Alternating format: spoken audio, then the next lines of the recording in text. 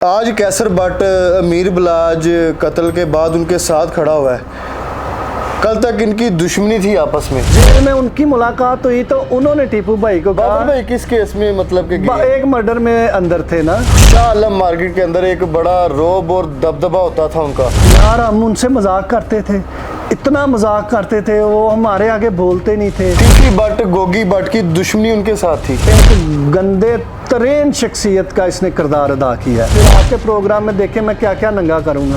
आपको कह रहे हैं वो इसकी औकात ही नहीं है इतनी। ये उस बंदे को बताए जिसने ये देखी ना हो। MYK न्यूज की वीडियोस देखने के लिए हमारा चैनल सब्सक्राइब कीजिए और बेल आइकॉन को क्लिक कीजिए ताकि आप हमारी आने वाली वीडियो से बाखबर रह सके। सुनने में आ रहा है, लोग बड़ी बातें करते हैं कि आज कैसर बट अमीर बिलाज कत्ल के बाद उनके साथ खड़ा हुआ है। कल तक इनकी दुश्मनी थी आपस में। नहीं नहीं नहीं, ये तो गलत बात है।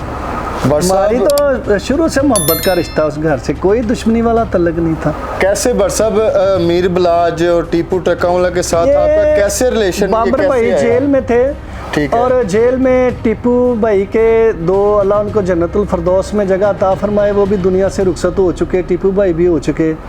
तो टीपू भाई के वो दोस्त थे परवेज़ भट्ट, उसको पेजा भट्ट कहते थे, वो जेल में थे। और एक भाई अली रज़ा थे ना, वो थे सलीम रज़ा, वो जेल में थे। वो बहुत क्लोज थे टीपू भाई के। तो बाबर भाई ना बड़े शानदार आदमी थे, अल्लाह का जिक्र करते थे, दाढ़ी रखी हुई थी।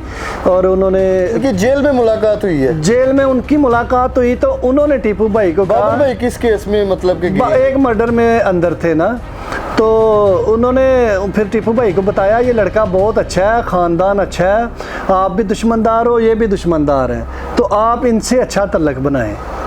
तो मुझे फिर जेल से कॉल की बाबर भाई ने कि आप जाके टीपू भाई को मिलो, ये अच्छा आदमी है और इस घर से ख़ानदानी घर है और हम भी दुश्मनदार हैं, तो इनसे रिलेशन हमारा अच्छा होना चाहिए, शहर में रहते हैं। तो बस फिर मैं गया और टीपू भाई से मिला, बड़ी शफकत से उन्होंने मिले, खाना खिलाया, बातें की। फिर हम अकेले ऊपर जाके बैठ गए। फिर वो जो बातें होती हैं दुश्मनी में, उन्होंने कहा आप मेरे भाई हो छोटे, कोई सपोर्ट चाहिए हो तो मैं बाबर भाई को भी जेल में किसी चीज़ की तकलीफ़ अगर हो तो आप मुझे बताएं। हमने कहा ठीक है भाईजान। बस ऐसे ये सिलसिला शुरू हो गया। ये किस सन की बात सुना रहे हैं आप? ये मैं आपको 97 की बात बता। 97 में शाह आलम मार्केट के अंदर एक बड़ा रोब और दबदबा होता था उनका। जी बिल्कुल। जब वो निकलते थे जी, शेर तो उन्होंने उस जमाने में रखना शुरू किया, लोग तो अब रख रहे हैं। हाँ जी। और कहते हैं कि जैसे वो निकलते थे ना मार्केट के अंदर, लोग अपने खिड़कियां दरवाजे बंद कर लेते थे। नहीं क्या आलम था वो? नहीं, आपने टीपू भाई को नहीं देखा, सादा कपड़े पहनते थे, वो कहीं केले खड़े होते थे ना टाइप जरा। हाँ जी, वो कहीं केले खड़े होते थे ना तो लोग मुलाजम समझते थे। और खुदा की कसम खौफ कहते हैं लोग। यार हम उनसे मजाक करते थे, इतना मजाक करते थे, वो हमारे आगे बोलते नहीं थे। हमने जो दिल में आना कह देना टीपू भाई को, वो हमारे आगे बोलते ही नहीं थे, बड़ा प्यार करते थे। मैं कोयटा चला गया, मेरे ससुराल कोयटा थे, 2 दिन बात ना हुई, रात को कॉल की है, किधर हो? मैंने कहा भाईजान कोयटा आया हुआ हूँ। यार मुझे बता के क्यों नहीं गया, अब तो 8 दिन उधर रहेगा। मैं कहा बस इतनी दूर आया, इतने दिन तो लग ही जाते हैं। नहीं वापस आ, इधर मेरा दिल नहीं लगता, वापस आ। साथ में मेरे दोस्त थे, वो भी अल्लाह जन्नत नसीब करे दुनिया से रुखसत हो चुके हैं। मीर इकबाल थे, मेरा दोस्त थे घनी भट्ट, तीनों से बड़ा प्यार था।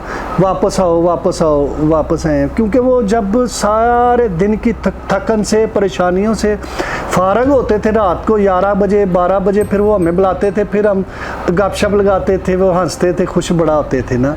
जिस बंदे की ये थिंकिंग होती है ना कि यार ये छोटे हैं, उम्र से इतना भी छोटे हैं मेरे से, मैं इनसे प्यार करूं, तो वो क्या गरीब आदमी से या आम आदमी से प्यार नहीं करेंगे? आज इतनी दुनिया रो रही है, आज इतनी दुनिया रो रही है, क्या ये एक शफकत का नतीजा है या जुल्म का नतीजा है? आपके सोशल मीडिया ने इतने इंटरव्यूज़ किए हैं शादमी चौक के इधर उधर के, क्या उन लोगों के सरों पे गन्ने थोड़ी हैं? रोते हैं लोग। आप ये कैमरा उठाएं, मेरे गांव में चले जाएं, मेरे पूरे इलाके में, पूरे हलके में चले जाएं, मैं खाली गांव की बात नहीं करता, चेहरे ना दिखाएं लोगों के, सिर्फ कमेंट्स लें आप लोगों के। अगर ये बात वो ना कहें कि हमने ऐसे इंसान नहीं देखे जो खिदमत खल्क करते हैं, लोगों से मोहब्बत करते हैं, यही हम कर सकते हैं। तीफी भट्ट गोगी भट्ट की दुश्मनी उनके साथ थी, आपके साथ भी उनकी कोई दुश्मनी है? कोई ज़ाती रंजिश है? नहीं जी, मेरी ज़ाती कोई नहीं उनके साथ, ना कोई है आज तक, ना कोई है। पहले तो हमने इतने साल गुजर गए दुश्मनी में, हमने तो कभी उनका नाम भी अपनी ज़ुबान पे नहीं लिया था, ना कभी कोई जिक्र ही किया था ना। अब जब से ये बलाज का मर्डर हुआ है, देखिए वो हमारा भाई था, दोस्त था, हमारे ऊपर जिम्मेदारी है जितनी हम वो तो निभाएंगे। इसने बिल्कुल, इसने एक कहते हैं ना कि एक गंदे तरीन शख्सियत का इसने किरदार अदा किया है। और तू उम्र के इस हिस्से में है, तू बच्चों से लड़ाइयाँ कर रहा है। अच्छा देखें, उसके बाद तू सोशल मीडिया के ऊपर आकर इतनी तू गलीज़ गुफ्तगू कर रहा है, तुझे शर्म ही नहीं आई? चलें बलाज को छोड़ दें, टीपू भाई की फैमिली को छोड़ दें, यार कौम को तो देखें, कौम कहाँ पे खड़ी है, हमारी कौम क्या सवाल कर रही है। पुलिस उसको गिल्टी कर दे, वो शामिल तफ्तीश हो, तो फिर आपके प्रोग्राम में देखें मैं क्या क्या नंगा करूँगा।